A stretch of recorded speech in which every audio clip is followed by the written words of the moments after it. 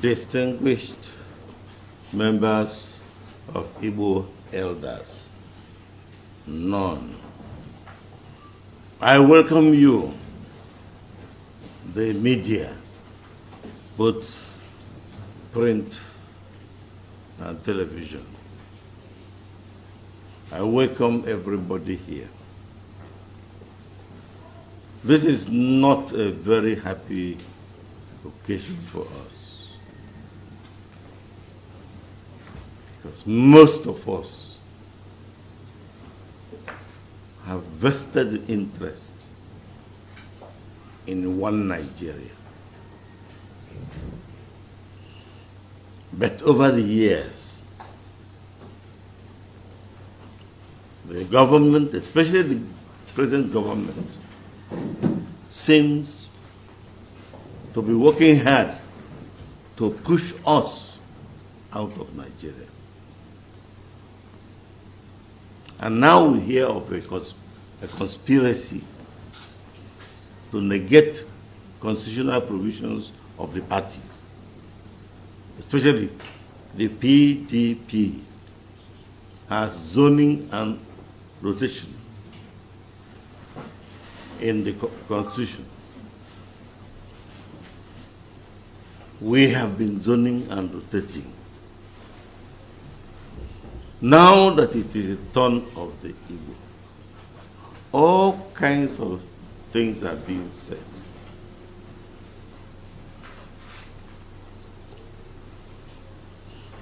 We have demonstrated our interest in the country. Anywhere you go, take the indigents out, the next largest number is from the southeast. We have built up Nigeria. More than 65% of modern houses built in Nigeria belong to our people. We do not want to leave this country. It's not a matter of choice. We are bent on staying on. But one thing we reject totally is being slaves. We refuse being slaves. Those who are educated will know that Igbo slaves drowned themselves in a river so as not to continue being slaves. If the 2023 presidential election eludes us, we will take it that the rest of Nigeria has denied us citizenship right in Nigeria. That leaves us no choice but to look for ways to survive outside Nigeria.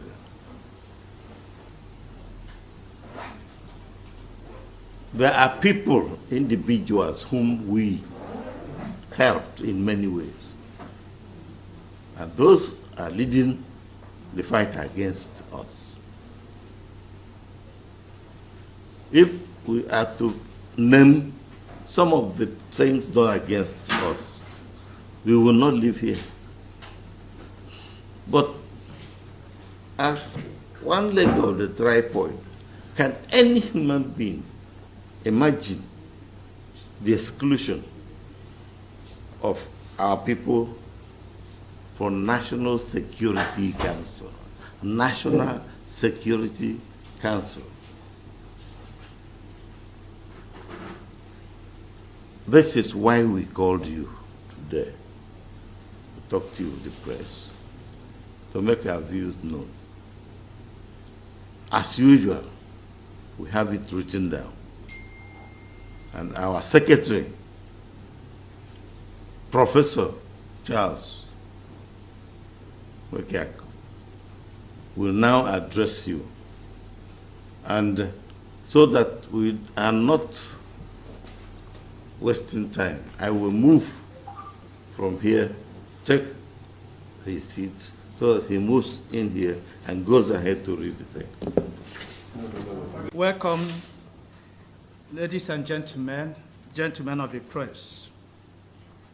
The Igbo Elders Consultative Council met and discussed diligently some crucial national issues, including the zoning of the 2023 presidency to the southeast that have far-reaching consequences on the stability, peace, unity, progress, and development of Nigeria, and came up with the following resolutions. Number one, that we maintain our unalloyed support for the demand of the Southern Governors Forum, the Southern and Middle Belt Forum, the Afenifere, the Niger Delta Forum, Ohaneze Worldwide, among other credible stakeholders and organizations.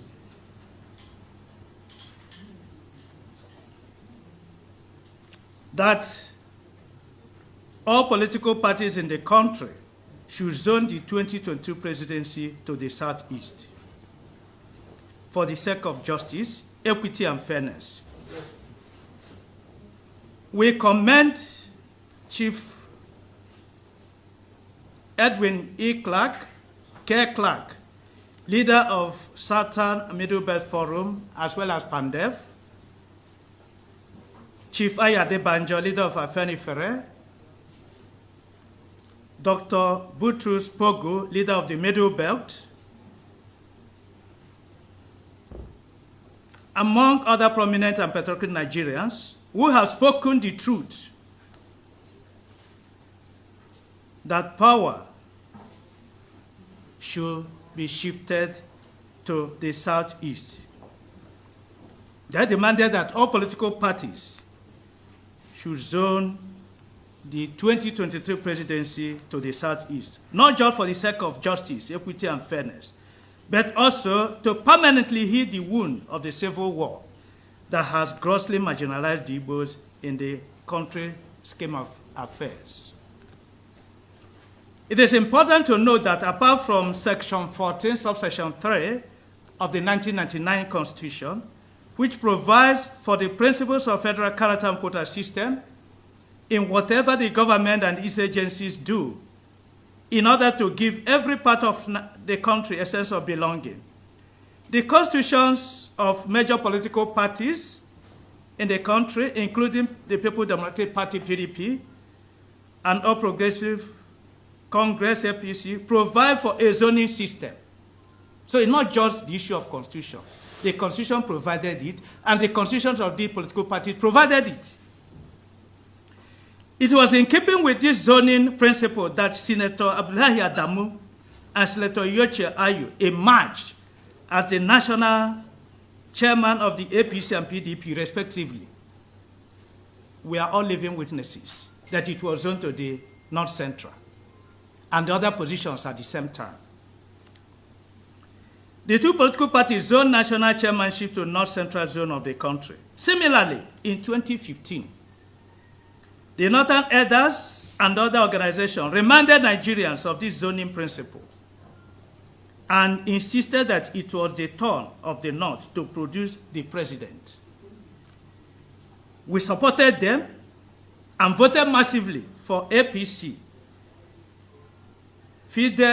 which fielded General Muhammad Buhari as his candidate. The Igbos voted massively for APC. Even in 2019 presidential elections, our people voted massively for both APC and PDP. We know that Buhari was a candidate of APC, and Atiku Abubakar was a candidate of PDP. Two of them are Northerners. We voted for them because we believed that it was the turn of the North. Nigeria cannot afford to be changing the goal post at the middle of the game because of its unimaginable social, economic, and political consequences. If Nigeria has been adhering strictly to zoning arrangement, as contained in Section 14, subsection 3. When it is time for JAM, Nigerians will adhere to it. In the cutoff, they give different cutoff for candidates from all parts of the country. In GCE, it is the same thing. In recruitment into the public service, the same thing. In promotion, the same thing. Even in party political offices, they accept zoning principle. But when it comes to presidency now, every person is saying that competence. They are here to tell us the criteria they use for that competence. Because if competence is by merit, the Igbos will have it first. But the Igbos go outside Nigeria, you see what the Igbos are doing. So when we come to Nigeria, people are telling us competence. How do they determine the criteria for competence? By 2023, North, West, we have ruled Nigeria for 23 years. Northeast, 6 years. North Central, 18 years. Totaling 47 years out of 63 years of Nigeria as a sovereign country. The Southwest has ruled Nigeria for 12 years, South has 6 years, and Southeast only 6 months. Our revered elder statesman Chief Ike Clark, leader of Pandef and Southern Middle Belt, has reminded Nigerians that at the independence in 1960, Nigeria was established on a tripod of Eastern region, Northern region, and Western region. But one of the legs, that is Eastern region, was broken by the Civil War. And since then, things have no longer been at ease, as the Igbos of Eastern region have been terribly marginalized in the country's scheme of affairs, despite the General Gowon administration declaration of no victor, no vanquished. In the light of the above brief explanations, the Igbo elders want Nigerians and the whole world to note that the existence of Nigeria as a corporate entity may be seriously threatened by any attempt to deny Southeast the opportunity to produce the next president in 2023. We are totally against, in whatever guise and eloquence, the idea of another Northerner succeeding General Buhari, because it is a direct invitation for the aggravation of crisis, conflicts, separatist demands by various sections of the country, among other unimaginable threats. The corporate existence of Nigeria will be seriously threatened because some Nigerians, out of selfish end, are changing the goalposts at the middle of the game, and it's unacceptable to us. It has come to our notice that some of our sons and daughters, Igbo sons and daughters, are colluding shamelessly with some unreasonable and dishonest Nigerians to sabotage our collective efforts to produce the next president of Nigeria or Southeast Extraction. For the avoidance of doubt, the Igbo Elder Consultative Forum will not only pursue to a logical conclusion the sanctions of these shameless renegades and bootlickers who are said to be running mates to any presidential candidate not from South, as well as those who are working hard to sabotage our efforts. They are masquerading as coordinators and promoters of presidential aspirants outside the Southeast zone. We shall also curse them and their families publicly. They need to ask questions. What happened to those who tried to do it in the First Republic? Go and check their families today. They were cursed for betraying the Igbos. These people who are going out shamelessly, calling themselves coordinators, these Igbos will not leave them, will pursue the sanction, and the elders will curse them publicly. Let them be warned.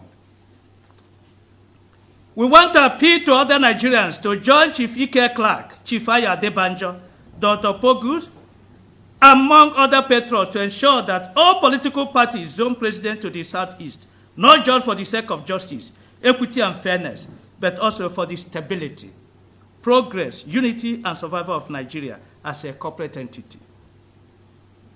We encourage the presidential aspirant from the Southeast to remain resolute, persistent, focused, painstaking, and close ranks until victory is assured. Igbo elders are with you and are prepared to work with you in liaison with Ohanese worldwide and other patriotic Nigerians to ensure that the right thing is done, and that the right thing is the emergence of a Nigerian president of Southeast extraction in 2023. We won't take anything less than this. We don't want any running mate. We are demanding this, and we've explained to you. The Igbos want presidency come 2023. Any person sabotaging it is standing against the Igbos. And the Igbos will visit that person and the family. It doesn't matter the level, whether you are a governor or you are anything, the Igbos will visit that person. Thank you so much, ladies and gentlemen. Reaction to the reaction of northern elders is seen by some sections of the country as not the right way to play politics. But you are holding somebody's material, and he's taking hand to take it, and he says it's undiplomatic. In what way? What kind of diplomacy is that? Can you define diplomacy that says that what belongs to you should be somebody else's possession? It doesn't make sense at all. That's what I'm saying. We are Legitimate demand. You are totally marginalized. It's a gross denial of right belonging to us. I mean, we fought a war, we lost the war, and you said, no victor, no vanquished. But now, I don't know what is your definition of victor, and what is the definition of vanquished.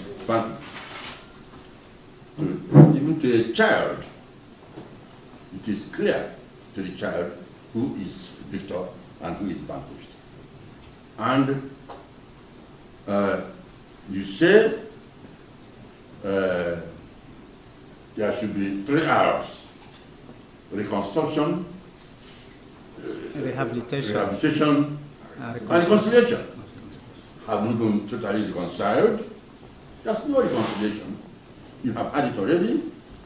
The entire political, security architecture of the country, no single man or woman from a race that constitute one of the largest of the major ethnic groups. Right from the word go, Nigeria is standing on a, as already said, on a tripod. Tripod means 3 legs. But it's clear to everybody that as of now, 1 leg is broken. And Nigeria, therefore, is limping. And until that leg is repaired, we continue limping. Thank you very much. Thank you very much.